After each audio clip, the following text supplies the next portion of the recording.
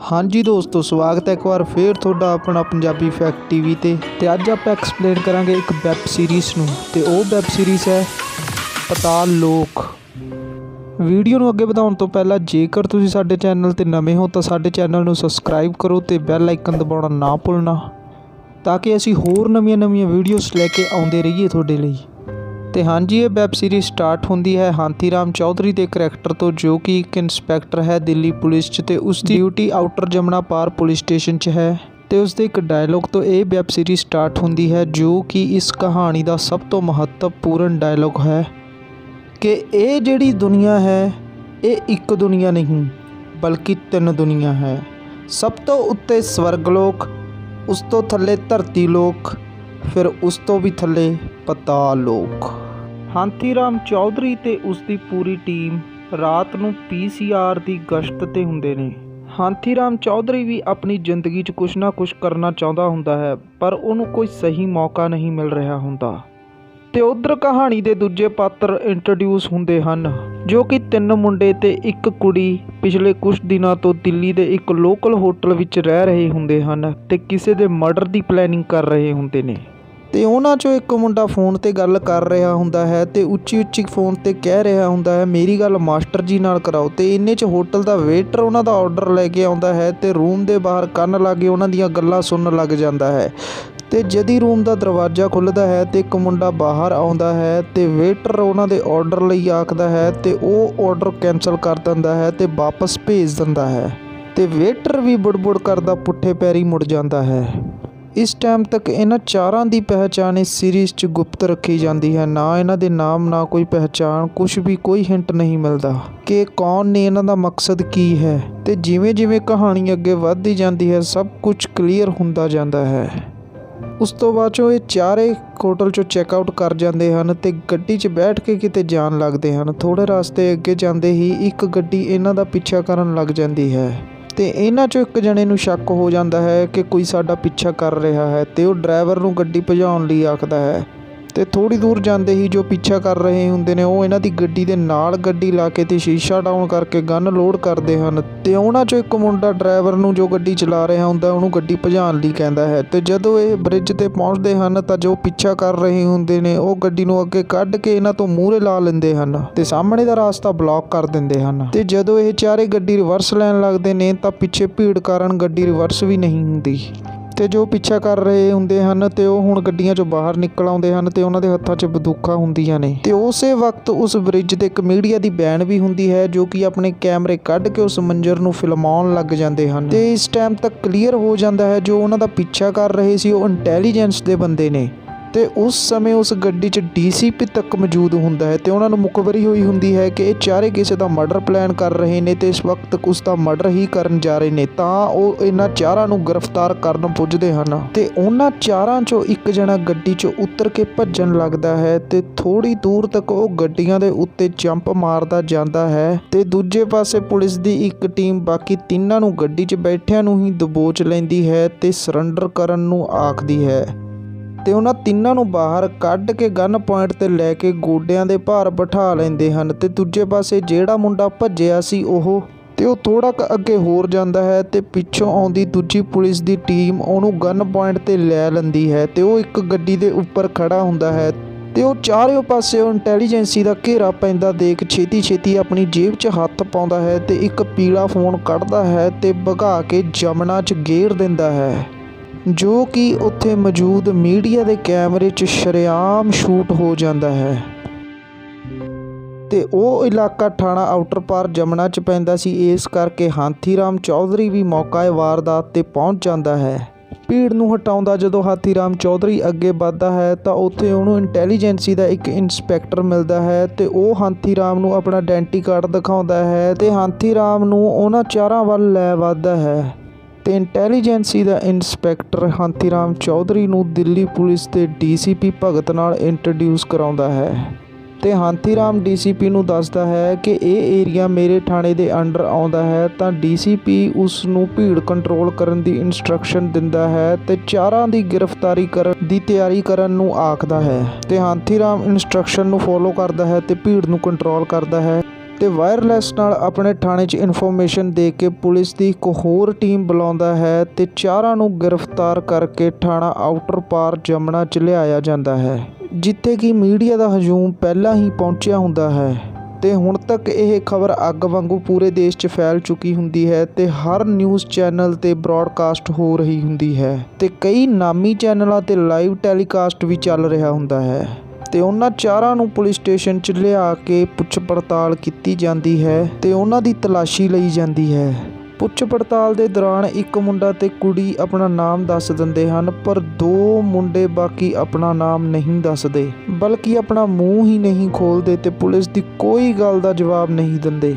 ਕੁੜੀ ਦਾ ਨਾਮ ਮੈਰੀ ਲਿੰਡੋ ਤੇ ਜੋ ਗੱਡੀ ਚਲਾ ਰਿਹਾ ਸੀ ਉਸ ਦਾ ਨਾਮ ਕਬੀਰ ਐਮ ਹੁੰਦਾ ਹੈ ਤੇ ਬਾਕੀ ਦੋਵਾਂ ਦੇ ਨਾਂ ਨਾ ਦੱਸਣ ਤੇ ਕਾਂਸਟੇਬਲ ਭੜਕ ਜਾਂਦੇ ਹਨ ਤੇ ਦੋਵਾਂ ਨਾਲ ਕੁੱਟਮਾਰ ਕਰਨ ਲੱਗ ਜਾਂਦੇ ਹਨ। ਕੁੱਟਮਾਰ ਹੁੰਦੀ ਦੇਖ ਕੇ ਇੱਕ ਜੂਨੀਅਰ ਇੰਸਪੈਕਟਰ ਉਹਨਾਂ ਕਾਂਸਟੇਬਲਾਂ ਨੂੰ ਰੋਕਦਾ ਹੈ ਤੇ ਪੀਲੀ ਜੈਕਟ ਵਾਲੇ ਮੁੰਡੇ ਦੀ ਆਪ ਤਲਾਸ਼ੀ ਕਰਦਾ ਹੈ, ਜਿਸ ਤੋਂ ਕਿ ਉਸ ਦਾ ਲਾਇਸੈਂਸ ਮਿਲ ਜਾਂਦਾ ਹੈ ਤੇ ਉਸ ਤੋਂ ਪਤਾ ਲੱਗਦਾ ਹੈ ਕਿ ਉਸ ਦਾ ਨਾਮ ਤੋਪ ਸਿੰਘ ਹੈ। ਤੇ ਇੱਧਰ ਡੀਸੀਪੀ ਥਾਣੇ ਦੇ ਇੰਚਾਰਜ ਨੂੰ ਮਿਲਦਾ ਹੈ ਤੇ ਪੁੱਛਦਾ ਹੈ ਕਿ ਕੇਸ ਨੂੰ ਕੌਣ ਟੇਕ ਓਵਰ ਕਰ ਰਿਹਾ ਹੈ ਤਾਂ ਥਾਣੇ ਦਾ ਇੰਚਾਰਜ ਇੰਸਪੈਕਟਰ ਵਿਕਾਸ ਦੀ ਗੱਲ ਕਰਦਾ ਹੈ, ਜੋ ਕਿ ਛੁੱਟੀਆਂ ਤੇ ਹੈ ਤੇ ਕੁਝ ਦਿਨਾਂ ਮਗਰ ਉਹ ਆਪਣੀਆਂ ਛੁੱਟੀਆਂ ਤੋਂ ਵਾਪਸ ਆਵੇਗਾ ਤੇ ਕੇਸ ਨੂੰ ਟੇਕ ਓਵਰ ਕਰ ਲੇਗਾ। ਪਰ ਡੀਐਸਪੀ ਭਗਤ ਇਸ ਗੱਲ ਤੋਂ ਰਾਜੀ ਨਹੀਂ ਹੁੰਦਾ ਤੇ ਕੇਸ ਚੌਧਰੀ ਨੂੰ ਦੇਣ ਲਈ ਕਹਿੰਦਾ ਹੈ, ਪਰ ਥਾਣੇ ਦਾ ਇੰਚਾਰਜ ਇਹ ਕੇਸ ਚੌਧਰੀ ਨੂੰ ਨਹੀਂ ਦੇਣਾ ਚਾਹੁੰਦਾ ਹੁੰਦਾ ਤੇ ਡੀਐਸਪੀ ਦੇ ਜ਼ੋਰ ਪਾਉਣ ਤੇ ਇਹ ਕੇਸ ਫਾਈਨਲੀ ਚੌਧਰੀ ਨੂੰ ਮਿਲ ਹੀ ਜਾਂਦਾ ਹੈ ਤੇ ਚੌਧਰੀ ਵੀ ਇਹੀ ਚਾਹੁੰਦਾ ਸੀ ਤੇ ਚੌਧਰੀ ਕੇਸ ਦੇ ਰਿਲੇਟਡ ਸਾਰੀ ਇਨਫੋਰਮੇਸ਼ਨ ਇੰਟੈਲੀਜੈਂਸੀ ਤੋਂ ਲੈ ਲੈਂਦਾ ਹੈ ਤੇ ਇਹ ਹੈ ਸੰਜੀਵ ਮਹਿਰਾ, ਜੋ ਕਿ ਇੱਕ ਇੰਗਲਿਸ਼ ਨਿਊਜ਼ ਚੈਨਲ 'ਚ ਸੀਨੀਅਰ ਜਰਨਲਿਸਟ ਹੈ ਤੇ ਉਹ ਚੈਨਲ ਦੀ ਕਿਸੇ ਮੀਟਿੰਗ ਵਿੱਚ ਬੈਠਾ ਹੁੰਦਾ ਹੈ, ਜਿੱਥੇ ਕਿ ਉਸ ਦੀ ਆਪਣੇ ਬੌਸ ਯਾਨੀ ਕਿ ਸਿੰਘ ਸਾਹਿਬ ਨਾਲ ਕਿਸੇ ਪਰਸਨਲ ਡਿਸਪਿਊਟ ਉੱਤੇ ਗੱਲ ਹੋ ਰਹੀ ਹੁੰਦੀ ਹੈ ਤੇ ਉੱਧਰ ਆਫਿਸ ਦੇ ਬਾਹਰ LCD ਤੇ ਉਹਨਾਂ ਚਾਰਾਂ ਦੀ ਨਿਊਜ਼ ਚੱਲ ਰਹੀ ਹੁੰਦੀ ਹੈ ਤੇ ਸੰਜੀਵ ਦੀ ਪਰਸਨਲ ਅਸਿਸਟੈਂਟ ਉਸ ਨਿਊਜ਼ ਨੂੰ ਸੁਣ ਰਹੀ ਹੁੰਦੀ ਹੈ ਤੇ ਉਹ ਨਿਊਜ਼ ਸੁਣਨ ਸਾਰ ਭੱਜ ਕੇ ਇੱਕਦਮ ਮੀਟਿੰਗ ਰੂਮ 'ਚ ਆਉਂਦੀ ਹੈ ਤੇ ਸੰਜੀਵ ਨੂੰ ਨਿਊਜ਼ ਦੇਖਣ ਲਈ ਆਖਦੀ ਹੈ ਤੇ ਮੀਟਿੰਗ ਰੂਮ 'ਚ ਲੱਗੀ LCD ਔਨ ਕਰ ਦਿੰਦੀ ਹੈ, ਜਿਸ ਤੇ ਕਿ ਉਹਨਾਂ ਚਾਰਾਂ ਦੀ ਹੀ ਨਿਊਜ਼ ਆ ਰਹੀ ਹੁੰਦੀ ਹੈ ਤੇ ਨਿਊਜ਼ 'ਚ ਦੱਸ ਰਹੇ ਹੁੰਦੇ ਨੇ ਕਿ ਉਹ ਚਾਰੇ ਕਿਸ ਦਾ ਕਤਲ ਕਰਨ ਜਾ ਰਹੇ ਸੀ। ਕਤਲ ਹੋਣ ਵਾਲੇ ਵਿਅਕਤੀ ਦਾ ਨਾਮ ਸੁਣ ਕੇ ਸੰਜੀਵ ਇੱਕਦਮ ਸ਼ੌਕਡ ਹੋ ਜਾਂਦਾ ਹੈ, ਕਿਉਂਕਿ ਉਹ ਨਾਮ ਹੋਰ ਕਿਸੇ ਦਾ ਨਹੀਂ ਖੁਦ ਸੰਜੀਵ ਦਾ ਨਾਮ ਹੁੰਦਾ ਹੈ। ਤੇ ਥੋੜੇ ਟਾਈਮ ਬਾਅਦ ਸੰਜੀਵ ਦੇ ਆਫਿਸ ਦਾ ਦੋਸਤ ਉਸ ਕੋਲ ਆਉਂਦਾ ਹੈ ਤੇ ਉਸ ਤੋਂ ਪੁੱਛਦਾ ਹੈ ਕਿ ਇਹ ਨਿਊਜ਼ ਆਪਣਾ ਚੈਨਲ ਵੀ ਬ੍ਰੌਡਕਾਸਟ ਕਰੂਗਾ ਕਿ ਨਹੀਂ। ਤਾਂ ਸੰਜੀਵ ਆਪਣੇ ਦੋਸਤ ਨੂੰ ਆਖਦਾ ਹੈ ਕਿ ਮੈਨੂੰ ਥੋੜਾ ਅਜੀਬ ਲੱਗ ਰਿਹਾ ਹੈ ਆਪਣੇ ਹੀ ਕਤਲ ਦੀ ਸਟੋਰੀ ਆਪਣੇ ਹੀ ਚੈਨਲ ਤੇ ਬ੍ਰੌਡਕਾਸਟ ਕਰਨ 'ਚ ਤੇ ਫਾਈਨਲੀ ਉਹ ਡਿਸਾਈਡ ਕਰਦੇ ਨੇ ਕਿ ਆਪਣਾ ਚੈਨਲ ਇਹ ਸਟੋਰੀ ਨਹੀਂ ਬ੍ਰੌਡਕਾਸਟ ਕਰੇਗਾ। ਤੇ ਜਦੋਂ ਰਾਤ ਨੂੰ ਸੰਜੀਵ ਆਪਣੇ ਘਰ ਜਾਣ ਲੱਗਦਾ ਹੈ ਤਾਂ ਦੇਖਦਾ ਹੈ ਕਿ ਆਫਿਸ ਦੇ ਬਾਹਰ ਮੀਡੀਆ ਹੀ ਮੀਡੀਆ ਹੁੰਦਾ ਹੈ। ਤਾਂ ਉਹ ਥੋੜ੍ਹੀ ਬਹੁਤ ਜਹਿਦ ਕਰਕੇ ਆਪਣੇ ਫਰੈਂਡ ਨਾਲ ਕਾਰ 'ਚ ਬੈਠ ਕੇ ਆਪਣੇ ਘਰ ਵੱਲ ਨੂੰ ਹੋ ਲੈਂਦਾ ਹੈ। ਜਦੋਂ ਉਹ ਥੋੜ੍ਹੀ ਅੱਗੇ ਜਾਂਦੇ ਹਨ ਤਾਂ ਦੇਖਦੇ ਹਨ ਕਿ ਦੋ ਮੋਟਰਸਾਈਕਲ ਸਵਾਰ ਉਹਨਾਂ ਦੇ ਅੱਗੇ ਆਉਂਦੇ ਹਨ ਤੇ ਸੰਜੀਵ ਦੀਆਂ ਫੋਟੋਆਂ ਲੈਣ ਲੱਗ ਜਾਂਦੇ ਹਨ। ਤਾਂ ਸੰਜੀਵ ਉਹਨਾਂ ਨੂੰ ਰੋਕਦਾ ਹੈ ਤਾਂ ਸੰਜੀਵ ਦਾ ਫਰੈਂਡ ਉਸ ਤੋਂ ਪੁੱਛਦਾ ਹੈ ਕਿ ਇਹ ਕੌਣ ਨੇ ਤਾਂ ਸੰਜੀਵ ਬੜਾ ਵਧੀਆ ਜਵਾਬ ਦਿੰਦਾ ਹੈ ਕਿ ਦੇ ਆਰ ਅਸ, ਕਿ ਇਹ ਆਪਾਂ ਹੀ ਹਾਂ, ਆਪਾਂ ਮੀਡੀਆ। ਤੇ ਉੱਧਰ ਸੰਜੀਵ ਦੀ ਘਰਵਾਲੀ ਡੌਲੀ ਜਦੋਂ ਆਪਣੇ ਘਰ ਤੋਂ ਬਾਹਰ ਆਪਣੇ ਕੁੱਤੇ ਨੂੰ ਖਾਣਾ ਪਾਉਣ ਲਈ ਨਿਕਲਦੀ ਹੈ ਤਾਂ ਉਹ ਇੱਕਦਮ ਡਰ ਜਾਂਦੀ ਹੈ, ਕਿਉਂਕਿ ਉਸਦੇ ਘਰ ਦੇ ਬਾਹਰ ਮੀਡੀਆ ਹੀ ਮੀਡੀਆ ਹੁੰਦਾ ਹੈ ਤੇ ਡੌਲੀ ਇੰਜ਼ਾਇਟੀ ਦੀ ਪੇਸ਼ੈਂਟ ਵੀ ਹੈ, ਤਾਂ ਇਸ ਕਰਕੇ ਉਸਨੂੰ ਕੁਝ ਜ਼ਿਆਦਾ ਹੀ ਘਬਰਾਹਟ ਹੋਣ ਲੱਗ ਜਾਂਦੀ ਹੈ। ਤਾਂ ਮੀਡੀਆ ਉਸ ਤੋਂ ਊਟ ਪਟਾਂਗ ਸਵਾਲ ਪੁੱਛਣ ਲੱਗ ਜਾਂਦੀ ਹੈ ਕਿ ਤੁਹਾਨੂੰ ਕਿਵੇਂ ਦਾ ਫੀਲ ਹੋਇਆ ਜਦੋਂ ਤੁਹਾਨੂੰ ਪਤਾ ਲੱਗਿਆ ਕਿ ਤੁਹਾਡੇ ਹਸਬੈਂਡ 'ਤੇ ਜਾਨਲੇਵਾ ਹਮਲਾ ਹੋਣ ਲੱਗਿਆ ਸੀ, ਜਾਂ ਤੁਹਾਡੇ ਹਸਬੈਂਡ ਨਾਲ ਗੱਲ ਹੋਈ ਹੈ। ਤੇ ਇੰਨੇ 'ਚ ਉੱਧਰ ਸੰਜੀਵ ਵੀ ਆਪਣੇ ਘਰ ਦੇ ਬਾਹਰ ਪਹੁੰਚ ਜਾਂਦਾ ਹੈ ਤੇ ਜਦੋਂ ਉਹ ਦੇਖਦਾ ਹੈ ਘਰ ਦੇ ਬਾਹਰ ਮੀਡੀਆ ਤਾਂ ਉਹ ਨਿਰਾਸ਼ ਹੋ ਜਾਂਦਾ ਹੈ ਤੇ ਉਹ ਆਪਣੇ ਫਰੈਂਡ ਨੂੰ ਜਾਣ ਲਈ ਕਹਿੰਦਾ ਹੈ ਤੇ ਉਸ ਦਾ ਫਰੈਂਡ ਉਸ ਤੋਂ ਇਜਾਜ਼ਤ ਲੈ ਕੇ ਚਲਾ ਜਾਂਦਾ ਹੈ। ਤੇ ਉੱਧਰ ਸੰਜੀਵ ਦੀ ਵਾਈਫ ਇੱਕਦਮ ਘਰ ਦੇ ਅੰਦਰ ਚਲੀ ਜਾਂਦੀ ਹੈ ਤੇ ਸੰਜੀਵ ਨੂੰ ਕਾਲ ਕਰਦੀ ਹੈ ਤੇ ਆਖਦੀ ਹੈ ਮੈਨੂੰ ਬਹੁਤ ਡਰ ਲੱਗ ਰਿਹਾ ਹੈ। ਤੇ ਸੰਜੀਵ ਪਹਿਲਾਂ ਹੀ ਪਰੇਸ਼ਾਨ ਹੁੰਦਾ ਹੈ ਤੇ ਉੱਪਰ ਉਹਦੀ ਘਰਵਾਲੀ ਉਸ ਨੂੰ ਫੋਨ ਕਰਕੇ ਰੋਣ ਲੱਗ ਜਾਂਦੀ ਹੈ ਤੇ ਇਹਨਾਂ ਗੱਲਾਂ ਤੋਂ ਸੰਜੀਵ ਖਿੱਚ ਜਾਂਦਾ ਹੈ ਤੇ ਉਸ ਦੀ ਘਰਵਾਲੀ ਦੇ ਵਿੱਚ ਥੋੜੀ ਬਹੁਤੀ ਨੋਕ ਝੋਕ ਹੋ ਜਾਂਦੀ ਹੈ। ਤਾਂ ਸੰਜੀਵ ਆਪਣੇ ਘਰ ਤੋਂ ਥੋੜੀ ਦੂਰ ਇੱਕ ਬਾਰ 'ਚ ਚਲਿਆ ਜਾਂਦਾ ਹੈ, ਜਿੱਥੇ ਕਿ ਪਹਿਲਾਂ ਹੀ ਉਸਦੇ ਆਫਿਸ ਦੀ ਇੱਕ ਜੂਨੀਅਰ ਮੌਜੂਦ ਹੁੰਦੀ ਹੈ। ਉਹ ਸੰਜੀਵ ਨੂੰ ਦੇਖ ਲੈਂਦੀ ਹੈ ਤੇ ਸੰਜੀਵ ਦੇ ਕੋਲ ਆ ਜਾਂਦੀ ਹੈ ਤੇ ਉਹ ਬੜੇ ਮਜ਼ਾਕੀਆ ਢੰਗ 'ਚ ਸੰਜੀਵ ਨੂੰ ਪੁੱਛਦੀ ਹੈ ਕਿ ਤੁਹਾਨੂੰ ਪਤਾ ਹੈ ਤੇਰੇ 'ਤੇ ਹਮਲਾ ਕੌਣ ਕਰਨ ਵਾਲਾ ਸੀ।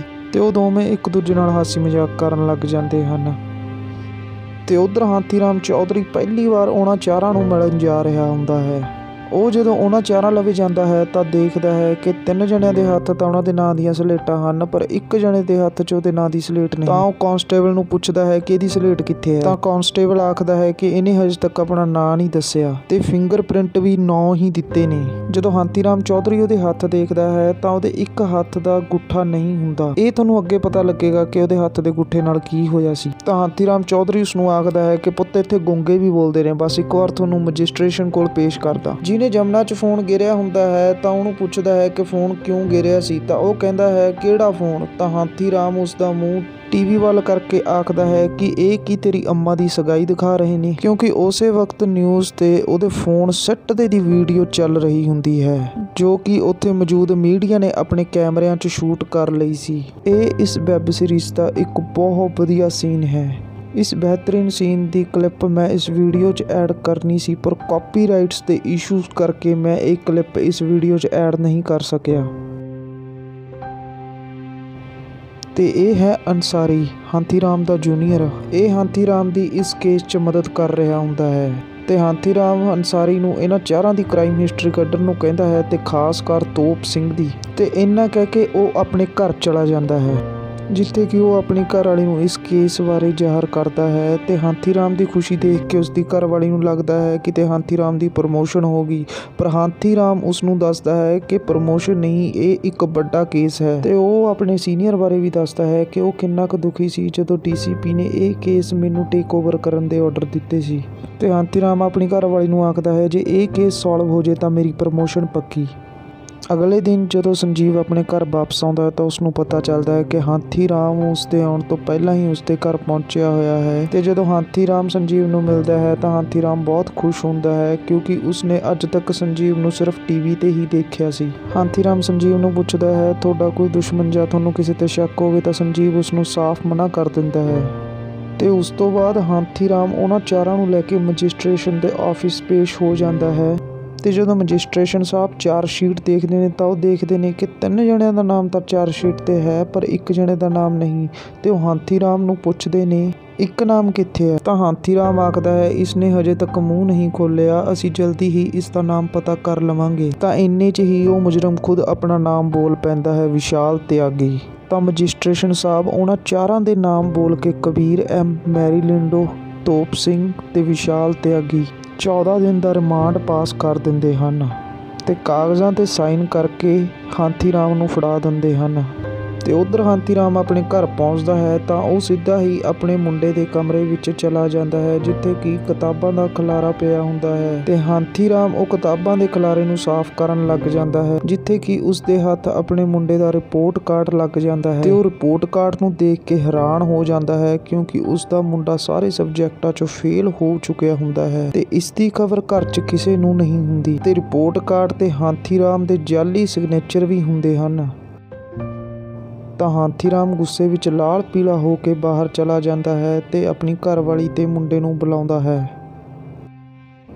ਤੇ ਉਹ ਆਪਣੇ ਮੁੰਡੇ ਨੂੰ ਬਹੁਤ ਗੁੱਸੇ ਵਿੱਚ ਸਾਫ਼-ਸਾਫ਼ ਪੁੱਛਦਾ ਹੈ ਕਿ ਤੂੰ ਮੈਨੂੰ ਇੱਕ ਵਾਰ ਦੱਸ ਦੇ ਕਿ ਤੂੰ ਪੜ੍ਹਨਾ ਹੈ ਜਾਂ ਨਹੀਂ। ਤਾਂ ਹਾਂਤੀ ਰਾਮ ਦਾ ਮੁੰਡਾ ਉਸਨੂੰ ਆਖਦਾ ਹੈ ਕਿ ਮੈਂ ਇਹ ਸਕੂਲ ਵਿੱਚ ਨਹੀਂ ਪੜ੍ਹਨਾ, ਮੈਂ ਉੱਥੇ ਪੜ੍ਹਨਾ ਹੈ ਜਿੱਥੇ ਮੇਰੇ ਬਾਕੀ ਸਾਰੇ ਦੋਸਤ ਪੜ੍ਹਦੇ ਹਨ।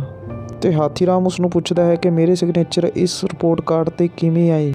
ਤਾਂ ਇੰਨੇ 'ਚ ਉੱਧਰ ਅੰਸਾਰੀ ਕੋਲ ਉਹਨਾਂ ਚਾਰਾਂ ਦੀ ਕ੍ਰਾਈਮ ਹਿਸਟਰੀ ਆ ਚੁੱਕੀ ਹੁੰਦੀ ਹੈ ਤੇ ਅੰਸਾਰੀ ਕ੍ਰਾਈਮ ਹਿਸਟਰੀ ਰਿਸੀਵ ਕਰਨ ਸਾਰ ਹੀ ਹਾਂਤੀ ਰਾਮ ਨੂੰ ਕਾਲ ਕਰਦਾ ਹੈ ਤੇ ਉਸਨੂੰ ਥਾਣੇ ਪਹੁੰਚਣ ਲਈ ਆਖਦਾ ਹੈ। ਤੇ ਹਾਂਤੀ ਰਾਮ ਜਦੋਂ ਥਾਣੇ ਪਹੁੰਚਦਾ ਹੈ ਤਾਂ ਅੰਸਾਰੀ ਉਸਨੂੰ ਉਹਨਾਂ ਚਾਰਾਂ ਦੀ ਕ੍ਰਾਈਮ ਹਿਸਟਰੀ ਦਿਖਾਉਂਦਾ ਹੈ ਤੇ ਆਖਦਾ ਹੈ ਕਬੀਰ M ਤੇ ਕਾਰ ਚੋਰੀ ਤੇ ਮੋਟਰਸਾਈਕਲ ਚੋਰੀ ਦੇ ਮਾਮਲੇ ਦਰਜ ਹਨ ਤੇ ਮੈਰੀ ਲਿੰਡੋ ਤੇ ਤੋਪ ਸਿੰਘ ਦਾ ਰਿਕਾਰਡ ਬਿਲਕੁਲ ਸਾਫ਼ ਹੈ, ਉਹਨਾਂ ਦੀ ਕੋਈ ਕ੍ਰਾਈਮ ਹਿਸਟਰੀ ਨਹੀਂ। ਤੇ ਜਿਹੜਾ ਵਿਸ਼ਾਲ ਤਿਆਗੀ ਹੈ ਉਹ ਯੂਪੀ ਦਾ ਮੋਸਟ ਵਾਂਟਡ ਗੈਂਗਸਟਰ ਹਥੌੜਾ ਤਿਆਗੀ ਹੈ, ਜਿਹੜਾ ਕਿ ਅੱਜ ਤੱਕ ਕਦੇ ਵੀ ਕਿਸੇ ਵੀ ਕੇਸ 'ਚ ਫੜਿਆ ਨਹੀਂ ਗਿਆ ਸੀ। ਤੇ ਹਾਂਤੀ ਰਾਮ ਚੌਧਰੀ ਅੰਸਾਰੀ ਨੂੰ ਕੇਸ ਪੁੱਛਦਾ ਹੈ ਤਾਂ ਅੰਸਾਰੀ ਆਖਦਾ ਹੈ ਕਿ ਕਿਡਨੈਪਿੰਗ, ਰੈਂਸਮ, ਐਕਸਟੋਰਸ਼ਨ ਤੇ 45 ਮਰਡਰ ਕੇਸ ਇਸ ਦੇ ਸਿਰ ਬੋਲਦੇ ਹਨ।